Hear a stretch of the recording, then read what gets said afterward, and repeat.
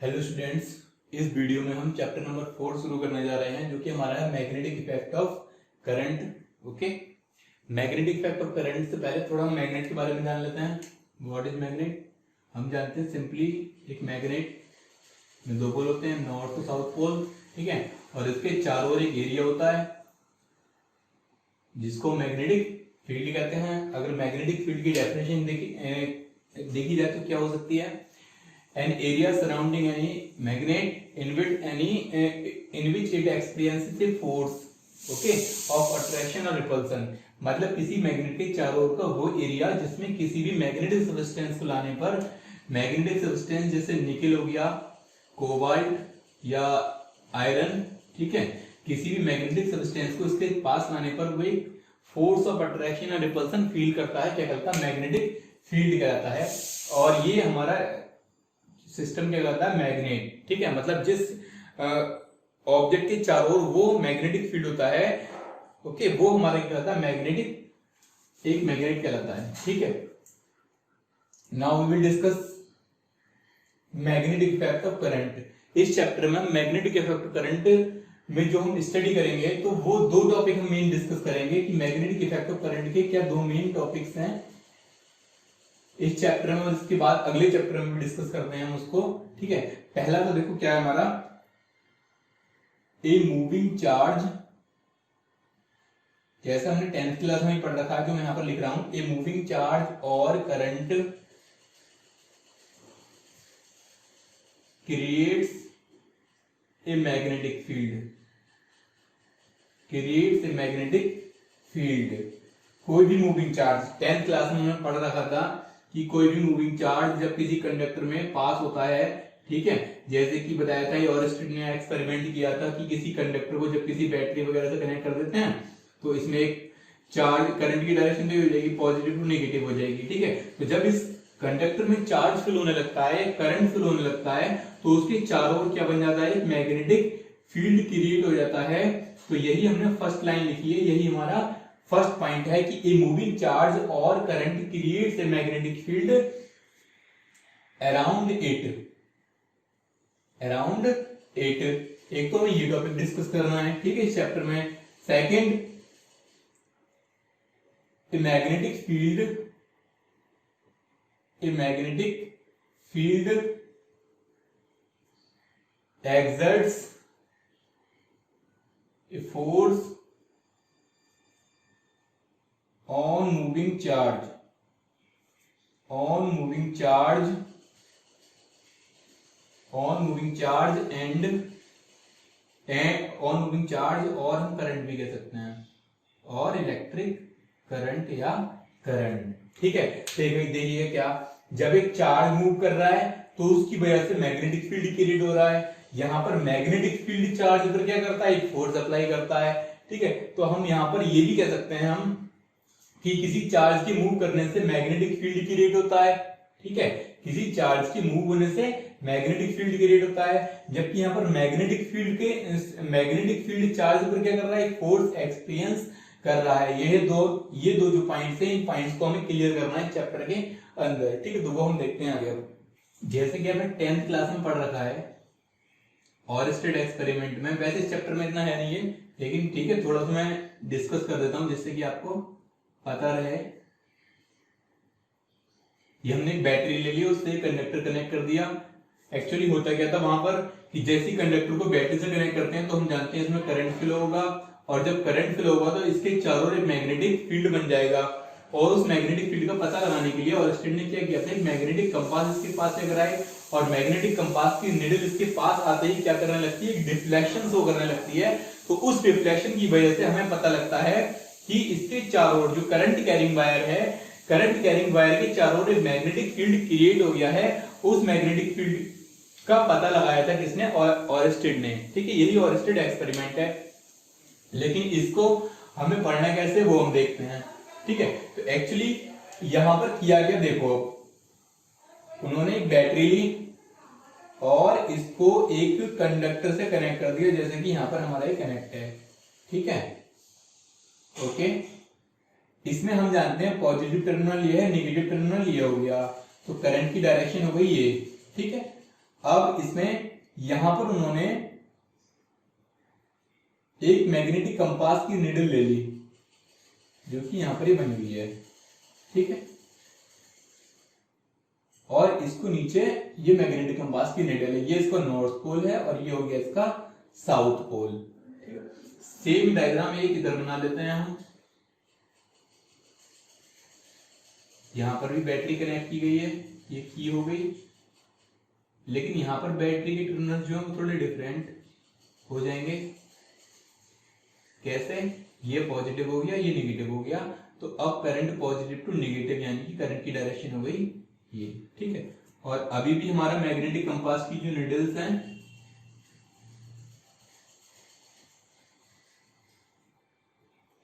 North और south ये ऐसी हैं, ठीक है। मतलब कनेक्टिव वायर विद जो भी कनेक्शन वायर्स हैं, ठीक है, बैटरी की वगैरह कनेक्ट करके अब यहाँ से करंट की डायरेक्शन हमें देख रहे हैं। और मैग्नेटिक कंपास की जो निडल है वो वायर के नीचे है, या हम कह सकते हैं मैग्नेटिक कंपास के ऊपर वायर रखा गया है जो मैग्नेटिक कंपास की निडल है, ठीक है। इससे ये वायर ऊपर जा रहा है। अब यहाँ पर करंट की डायरेक्शन जो है वो साउथ टू नॉर्थ, करंट की डायरेक्शन किधर है? Direction of current is south to north. तो यहाँ पर डिफ्लेक्शन होगा, ये तो ऑरिस्टेड ने पहले ही बता दिया था, 10th क्लास में हम पढ़ चुके थे कि मैग्नेटिक कंपास को जब हम नीचे उसके पास लेकर जाते हैं, किसी भी करंट कैरिंग वायर के पास लेकर जाते हैं, तब वो डिफ्लेक्शन शो करने लगती है। लेकिन यहाँ पर भी डिफ्लेक्शन होगा। यहाँ पर डिफ्लेक्शन क्या होगा? ये राउंड राउंड मूव करने लगेगी। तो इसका राउंड मूव करने का जो टर्न होगा वो हमें याद रखना है। तो जब करंट की डायरेक्शन किसी मैग्नेटिक कंपास जब इस तरह से रखा हुआ है कि वायर उसके ऊपर है और जो वायर में करंट पास हो रहा है वो करंट मैग्नेटिक निडल के south pole to north pole उसकी डायरेक्शन हो रही है, तो मैग्नेटिक कंपास की निडल जो मोशन करेगी, ठीक है, ये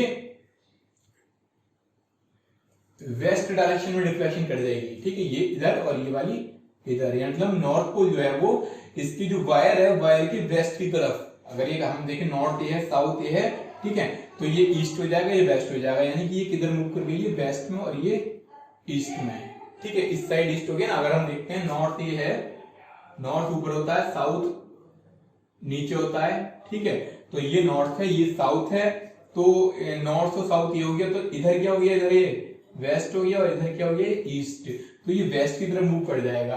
अब इसी डायग्राम में यहाँ पर बिल्कुल सेम डायग्राम है, लेकिन यहाँ पर करंट की डायरेक्शन क्या हो गई? चेंज हो गई है। मतलब इस वाले डायग्राम में करंट की डायरेक्शन जो है वो नॉर्थ से साउथ पोल की तरफ है, मतलब करंट की direction north to south, north to south है। पहले यहां पर देखते हैं करंट की डायरेक्शन जब साउथ टू नॉर्थ थी तो जो नॉर्थ पोल था, नॉर्थ पोल किधर मूव कर गया? वेस्ट की तरफ, ठीक है। अब यहां पर देखते हैं करंट की डायरेक्शन जब नॉर्थ टू साउथ पोल है तो जो निडल है वो निडल किधर डिफ्लेक्शन कर जाएगी? इसकी ये निडल डिफ्लेक्शन करके जाएगी आपकी इधर की तरफ और ये इधर की तरफ, मतलब इधर क्या जैसे कि ये जा रहे हैं हम, ठीक है, तो अब ये नॉर्थ पोल इधर हो गया, साउथ, नॉर्थ और साउथ में नीचे क्या लगाया था? ये नॉर्थ हमने अर्थ की ज्योग्राफिकल पोल ले लिए थे, नॉर्थ और साउथ, ठीक है, वो लिया था मैंने यहाँ पर ये। तो जब ये नॉर्थ पोल हो गया, ये नॉर्थ तो मैं से इधर है, ये तो मैग्नेट का नॉर्थ है, मैं बात कर रहा हूँ नॉर्थ अर्थ की मैग्नेटिक उसकी अर्थ की ज्योग्राफिकल पोल की, तो ये नॉर्थ है, ये साउथ है, तो ईस्ट किधर होगा? अगर हम इधर मूव कर लें तो ईस्ट किधर होगा? ईस्ट इधर होगा, वेस्ट इधर होगा, लेकिन अभी भी नॉर्थ पोल की तरफ मूव कर रहा है, वेस्ट की तरफ मूव करेगा, ठीक है। सिंपली हम कहना चाहें कि लेफ्ट साइड में हम कह सकते हैं, लेफ्ट साइड में अगर करंट ये जा रहा है तो मैग्नेटिक निडल जो है वो लेफ्ट साइड में मूव कर रही है। ये वेस्ट ना लिखकर अगर हम लेफ्ट लिखना चाहें तो लेफ्ट लिख सकते हैं, ठीक है। मतलब करंट की डायरेक्शन जब जो हमारा मैग्नेटिक कंपास है, मैग्नेटिक कंपास की निडल है वो बिलो द वायर होती है, और करंट की डायरेक्शन जब साउथ टू नॉर्थ पोल होती है तो जो मैग्नेटिक नॉर्थ पोल होता है हमारे कंपास का वो लेफ्ट साइड में मूव कर जाता है, ठीक है, किधर भी। अगर ये करंट इधर जाएगा तब ये किधर मूव कर जाएगा? तब ये मूव कर जाएगा लेफ्ट साइड में। तो ये एम्पियर स्विमिंग रूल से हम इसको इजीली याद कर सकते हैं। एम्पियर स्विमिंग रूल क्या होता है? जैसे कि एक पर्सन है, ओके, ये पानी में तैर रहा है, ठीक है, ये इस तरह से, तो ये इसकी फ्लोटेशन की डायरेक्शन है, फ्लोटेशन की डायरेक्शन जो भी उसकी करंट की डायरेक्शन हो जाएगी। जैसे पर्सन इधर जा रहा है तैर कर, ठीक है। तो करंट की डायरेक्शन इस साइड हो गई, जिस साइड में पर्सन जा रहा है। ओके, पर्सन इस साइड जा रहा था तो करंट की डायरेक्शन ये हो गई। ओके, अब नॉर्थ पोल की जो मोशन की डायरेक्शन होती है, हमेशा नॉर्थ पोल जो पर्सन होगा उसके लेफ्ट साइड की तरफ, देखो ये तो राइट हैंड है, अगर हम इधर जा रहे हैं तैर कर तो हमारा ये राइट हैंड होगा और ये लेफ्ट हैंड होगा, तो लेफ्ट हैंड की तरफ मूव कर जाएगी। हमेशा नॉर्थ पोल जो होता है वो हमेशा उसके लेफ्ट हैंड पर रहता है और साउथ पोल हमेशा उसके राइट हैंड पर रहता है। ठीक है, याद रखना, नॉर्थ पोल हमेशा लेफ्ट हैंड पर रहता है और साउथ पोल हमेशा उसके राइट हैंड की तरफ मूव कर जाता है। तो इस तरह से मूव कर जाएगा, यही ऑयरस्टेड का एक्सपेरिमेंट है। इसके बाद नेक्स्ट टॉपिक हम देखते हैं बायो-सेवर्ट लॉ। जैसे कि अभी हम ऑयरस्टेड एक्सपेरिमेंट में पढ़ चुके हैं कि किसी भी करंट एलिमेंट या कोई भी कंडक्टर जब हम बैटरी से कनेक्ट करते हैं तो उस कंडक्टर की चारों ओर मैग्नेटिक फील्ड क्रिएट हो जाता है। अब कंडक्टर की लेंथ जितनी होगी, ठीक है, उतने ही एरिया में, मतलब जितना लेंथ होगा उसके हर जगह पर मतलब मैग्नेटिक फील्ड होगा। ऐसे ही मान लिया हमने एक कंडक्टर है हमारे पास और इसमें कितना करंट फ्लो हो रहा है, आई। ओके, और इस कंडक्टर की इनफिनिट लेंथ का वायर है, हमने मान लिया इसकी लेंथ एल है, तो इसका हर एक सेगमेंट पे करंट अलग अलग होगा, तो मतलब सेम होगा, करंट तो सेम ही होगा, लेकिन एक स्मॉल एलिमेंट हमने इसका यहां पर ले लिया, स्मॉल करंट एलिमेंट हमने कंसीडर कर लिया यहां पर डीएल। एक हमारे पास वायर है एल लेंथ का, या हमने मान लिया एक वायर हमारे पास, इसमें करंट आई फ्लो हो रहा है। जैसे कि भी ऑयरस्टेड एक्सपेरिमेंट में हमने पढ़ा था कि किसी भी करंट कैरिंग कंडक्टर के चारों ओर एक मैग्नेटिक फील्ड होता है, ऐसे ही यहाँ पर हमने एक वायर लिया हुआ है, इस वायर के चारों ओर एक मैग्नेटिक फील्ड है। ये करंट आई है और हमें नहीं पता इसका मैग्नेटिक फील्ड किस रेंज तक है, तो उस मैग्नेटिक फील्ड का उस मैग्नेटिक मतलब जो वायर है, वायर के अंदर जो करंट फ्लो हो रहा है उसके चारों ओर जो मैग्नेटिक फील्ड है, ठीक है, तो उस मैग्नेटिक फील्ड में किसी पॉइंट पी पर कितना मैग्नेटिक फील्ड प्रोड्यूस हो रहा है इस कंडक्टर की वजह से, वो हमें फाइंड करना है बायो-सेवर्ट लॉ से। तो बायो-सेवर्ट लॉ आपको किसी भी कंडक्टर की वजह से, ठीक है, उससे दूर किसी भी पॉइंट पर कितना मैग्नेटिक फील्ड प्रोड्यूस होता है इसकी जानकारी आपको देता है। ठीक है, तो एक कंडक्टर हमने ले लिया है जिसके अंदर करंट आई फ्लो हो रहा है, उसका एक डीएल एलिमेंट मतलब करंट एलिमेंट कितना है, डीएल करंट एलिमेंट हमने ले लिया है, और इस डीएल करंट एलिमेंट से पॉइंट पी पर हमें क्या फाइंड करना है, मैग्नेटिक फील्ड फाइंड करना है। तो मैग्नेटिक फील्ड को हम लिख लेते हैं यहां पर डीवी से, तो मैग्नेटिक फील्ड हमें फाइंड करना है। और मान लिया इस करंट एलिमेंट डीएल से पॉइंट पी की डिस्टेंस जो है वो पोजीशन वेक्टर आर से डिनोट की गई है। ठीक है, तो ये पोजीशन वेक्टर आर से मतलब डीएल और पी तक के बीच की डिस्टेंस जो है वो आर से डिनोट की गई है। ओके, इसके बाद माना कि पी पॉइंट जो है वो डीएल एलिमेंट से कितना एंगल बना रहा है, थीटा एंगल बना रहा है यहां पर ये।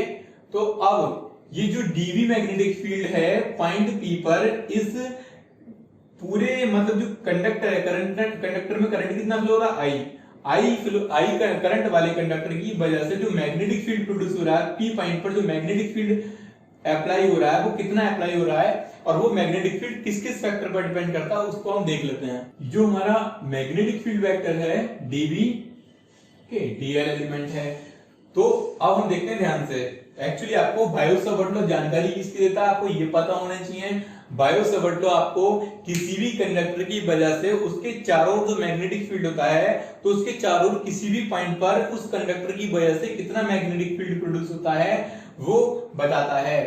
तो magnetic field according to Biot Savart law, magnitude of magnetic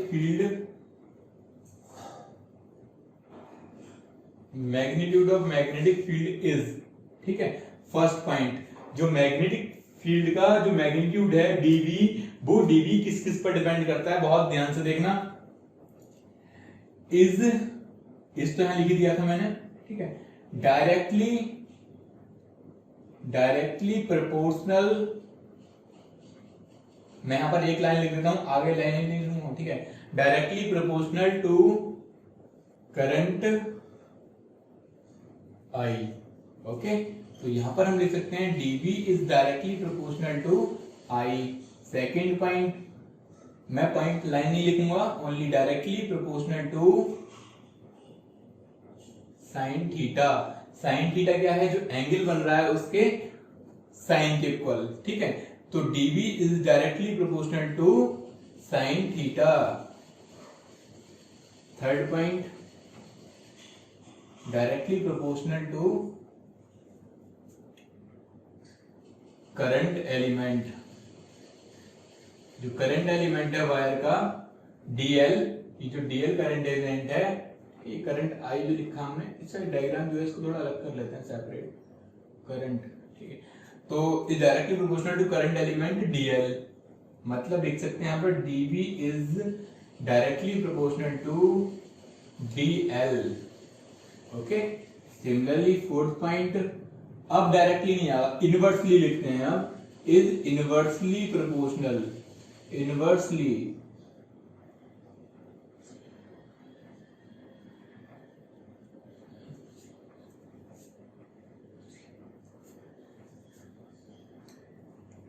अब यहां पर इनवर्सली लिखते हैं, INVERSELY, inversely proportional to inversely proportional to square of distance, square of distance. Okay, मतलब dv is inversely proportional to 1/r²। Inversely proportional लिखेंगे तो देखो r² बोलो, अगर डायरेक्टली प्रोपोर्शनल बोलोगे तो 1/r², ठीक है। तो यहां से एक पॉइंट तो ये बना, एक पॉइंट ये है, एक पॉइंट ये है और एक पॉइंट ये, ठीक है। अगर हम 1 2 3 4 on combining question number first, second, third and fourth, यानी कि 1 2 3 4 क्वेश्चन को कंबाइन करके एक साथ लिखें एक जगह, तो क्या बनेगा, तो क्या क्वेश्चन आएगी वो देखते हैं। यहां पर हो जाएगा dv is directly proportional to I dl sin theta upon r²। Okay, देखो dv is directly proportional to current, dv is directly proportional to dl element, dv is directly proportional to sin theta and dv is inversely proportional to r²। यहां से proportional का sign जब हम हटाते हैं यहां से, ओके, तो यहां से जब प्रोपोर्शनल का साइन ये हटाएंगे, ओके, तो यहाँ एक कांस्टेंट किया जाएगा और KIDL sin theta upon r² लिखेंगे। अब यहाँ पर k की एक वैल्यू अपनी फिक्स होती है, यहाँ पर k एक प्रोपोर्शनलिटी कांस्टेंट है, इस k की वैल्यू जो dl एलिमेंट करंट एलिमेंट है और जो p है, ठीक है, पॉइंट p जिसके बीच हम मैग्नेटिक फील्ड फाइंड कर रहे होते हैं, ठीक है, तो उस पॉइंट के बीच के मीडियम पर डिपेंड करती है। फ्री स्पेस के लिए k की value μ0/4 10⁻⁷ tesla metre ampere inverse या वेबर पर मीटर एम्पियर होती है। ओके, तो याद रखना। तो अगर हम k की वैल्यू μ0/4 यहां पर रख देंगे तो ये कितना हो जाएगा, देखते हैं। dv इक्वल टू हो जाएगा dv equal to μ0/4 I dl sin theta upon r²। ये फॉर्मूला आ गया। इसको वेक्टर फॉर्म में भी लिख सकते हैं हम। वेक्टर फॉर्म में लिखने के लिए क्या करेंगे, देखो ध्यान से, ऊपर नीचे r से मल्टीप्लाई कर दिया हमने, ठीक है। इसको रफ कर देता हूं डायग्राम को।